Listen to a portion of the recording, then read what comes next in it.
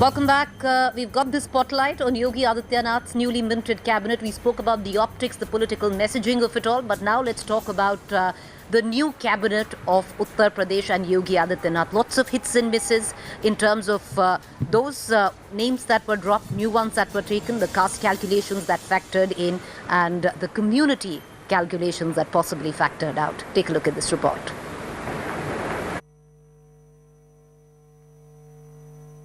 माननीय श्री आदित्यनाथ योगी जी से अनुरोध है कि कृपया शपथ ग्रहण करने का कष्ट करें।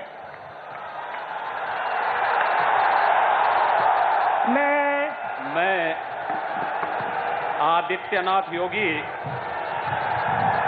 ईश्वर की शपथ लेता हूं कि Yogi Adityanath and his team are ready. The new team Yogi has an interesting mix of old faces and new. IPS officers, bureaucrats and key BJP faces. AK Sharma, former IAS officer and Prime Minister Modi's close aide, is one of the prominent faces of the Yogi cabinet. Known as the Prime Minister's man in Uttar Pradesh, Sharma rose to fame for his COVID relief work in the state during the first wave. Sharma was a joint secretary in the Prime Minister's office in 2014, was elevated to additional secretary in 2017 and has been working with the Prime Minister for almost 20 years now. Good governance and law and order being the top focus, former IPS officer Asim Arun has been inducted in the new Yogi cabinet. Arun, who won from the Kannauj Sadar seat, was an officer of ADG rank. Keshav Prasad Maurya. Despite losing the Siratu seat, Keshav Prasad Maurya gets a second chance. A prominent OBC face for the BJP, Maurya remains the Deputy Chief Minister, with Brajesh Pathak being named as the second Deputy Chief Minister. Dinesh Sharma has been given the boot.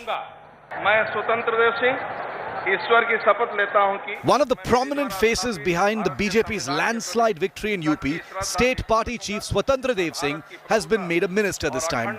Singh, who is also a Kurmi leader and was instrumental in firefighting the defection crisis that hit the BJP days before the elections.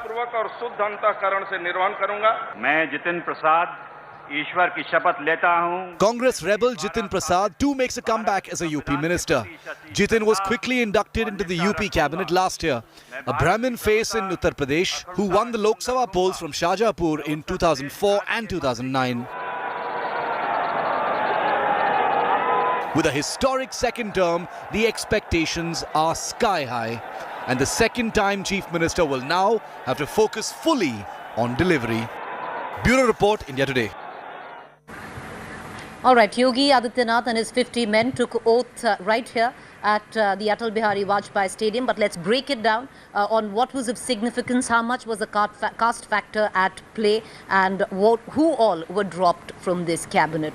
Let's cut across back to our three guests, Manisha Priyam, Javed Ansari, Rahul Srivastava with us. Manisha Priyam, what's your biggest takeaway from the cabinet? Key names: Siddharth Nath Singh dropped, Shrikant Sharma dropped, Mahinder Kumar dropped, the Minority Affairs Minister Mohsin Raza also dropped.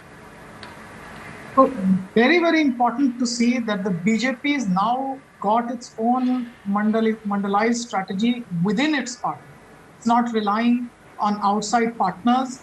Even in Anupriya Patel, for example, the Kurmi face will be Swatantra Dev Singh. You can also see the inclusion of two strong Maurya leaders. Besides Swatantra Dev Singh, they've already got RPN Singh from the Congress party. So the BJP now is augmenting its non-Yadav OBC base within the party. Now, this is a very, very important message. It's also got newer faces. Brajesh Pathak was an asset within the BSP, now in the BJP. So BJP's most important strategies will be mandalization of the party itself, getting the non-Yadav OBCs, not as allies, but within the party. Second and most important, those assets that were with the BSP until now, the BJP will now try, barring the Muslim votes, to get the Brahmin votes to its own side. I do not know, but the Jat leadership is something that you will have to see. And I don't know what the Western UP strategy is going to look like for the BJP. But as far as I can see, the most important message, first and foremost, mandalization.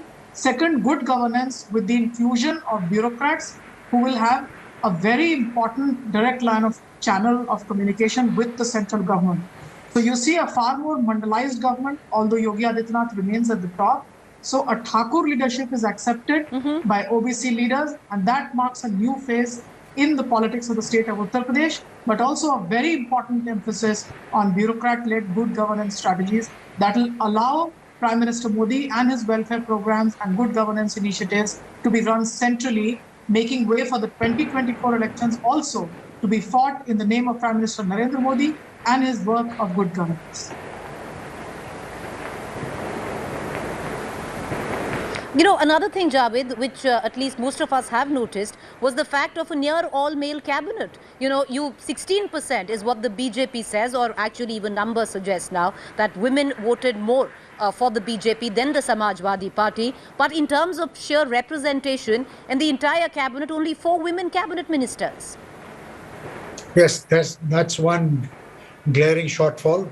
It would have done a BJP a lot of good, and it would have been good for gender equality as well if more women had figured more prominently in this cabinet. I'm sure there are a lot of able women in the BJP. The BJP claims to be the largest party in the world. For the biggest party in the world, I'm sure there must be enough talent as far as women are concerned. So that's sad that not enough women are featured. Now with the exit of the lone member from the minority community, I don't know if there is anybody else. So that fig leaf has also been dropped as far as the BJP is concerned. There is one. Okay, so I stand corrected. No, okay. Mohsin Raza Javed has been dropped, but there is one minority leader who's been sworn in. Yeah, so only one. So that's fine. And, as far as mandalization and all this, as far as all that is concerned, much will also depend on how Mr. Yogi conducts himself in his second term as chief minister. Because in the first term, midway through his term, his government had come to be identified as with a distinct bias in favor of the Rajputs, or in favor of Thakurs. He will have to correct that as far as his own conduct is concerned. It's all right to have members in your cabinet from different sections, but a lot depends on your attitude and the way you conduct yourself. So people will be watching out for that as well. Right. I'm going to cut across to Rahul Srivastav. And Rahul, through the course of the day, has picked up various nuances from the cabinet in terms of permutations, combinations, caste calculations. Rahul, over to you. Preeti, the last time around, the total council of minister for Yogi Adityanath had 60 people. This time around, it is down to 52. So there has been a trimming down. Now, if you see the last council of minister, there were 24 cabinet ministers.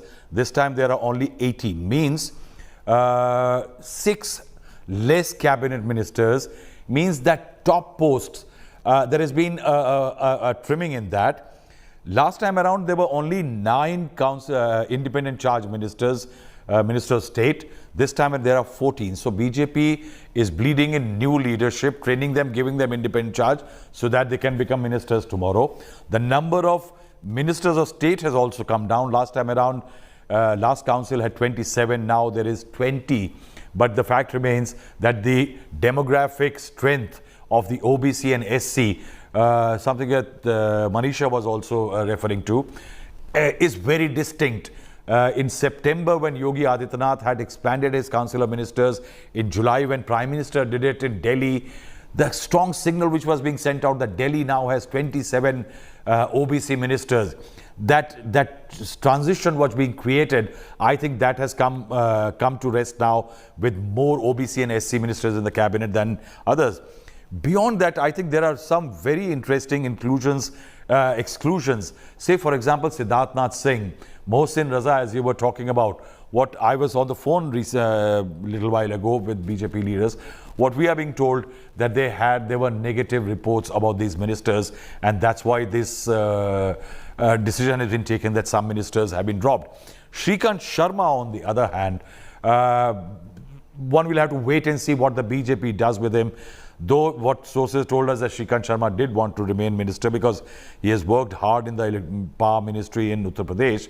But with Brajesh Pathak's elevation and Swatandev Singh and the OBC is getting a sizable chunk, a strong signal also has to be sent out to the upper caste or the general categories that they still have that say in the BJP's strategic matters and organizational matters, and that is why there is talk about that can there be a Talking Brahmin so much about the or caste an upper caste. calculations, the OBCs, I want to quickly, get in a 10-second word from you on the exclusion of possibly, a Jat leader in the cabinet, because it was a vote which was wide, especially where the RLD was concerned, saw no representation today. Preeti, there are three members from the Jat community in this Council of Ministers. So we can say that the number has gone down, because last time around with the cabinet ministers of state and cabinet, there were 4 of them. That number has gone down, and I think it's commensurate with perhaps the kind of losses with the BJP has suffered. I think what is interesting, this election started on the basis of caste. It seemed Mandal is manifesting itself, and Kamandal may lose out. Then it seems that the mandate had a very strong sense of Hindutva on it. But when it comes down to fixing the Council of Ministers, you still can't avoid caste in this country. Well, you're right there. At least the cabinet today primarily, it seems, or not primarily, but mostly decided on the metrics of caste. Otherwise, what explains the fact of the likes of Keshav Prasad Maurya, who lost his seat, to be given back the deputy CM chair? We're going to keep a keen eye on everything that has transpired here, viewers, because what went down from here was a little more than just an oath-taking ceremony. It pretty much set the premise for, or the stage rather, for the campaign of the Bharatiya Janata Party 2024. If optics and political messaging is to go by, then this was the real deal. This is the kickstart of a larger campaign. I appreciate all our guests for joining us. We leave you with these visuals of what took place today. Yogi Modi, both, though it was only Yogi Adityanath's oath-taking ceremony.